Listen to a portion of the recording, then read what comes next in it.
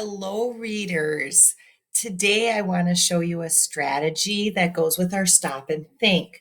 So, when I get to an end of the page, I want to ask myself, so what did I just read? That is going to help our brains to engage in our reading. So, let me show you today using a page from Cricket in Times Square from earlier reading. Let's take a look at what it's going to be like to stop and think at the end of a page. First, I'm going to read it.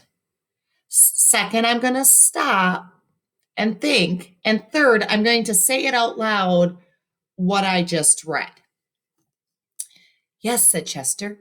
I guess I'll never see it again, he added wistfully.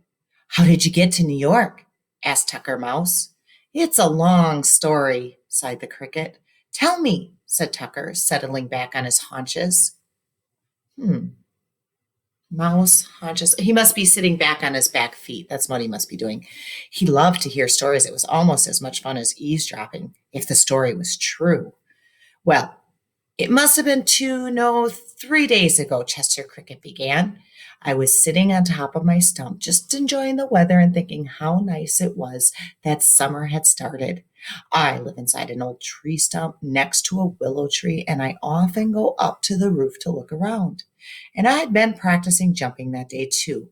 On the other side of the stump from the willow tree, there's a brook that runs past, and I'd been jumping back and forth across it to get my legs in condition for summer. I do a lot of jumping.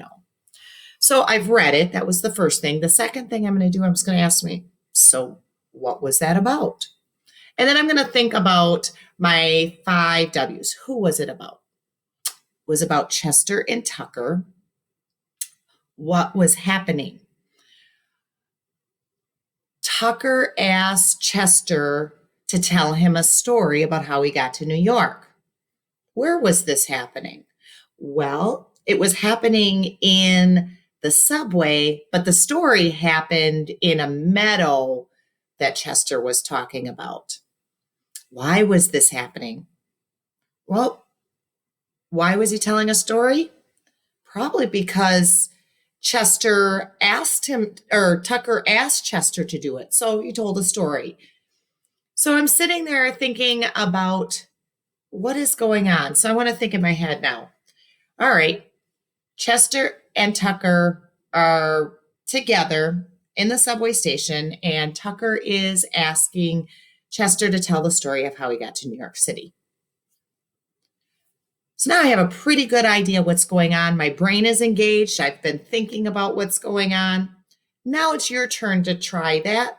If I were you, I would stop about every page or two to stop and check and stop and think so your brain can be engaged.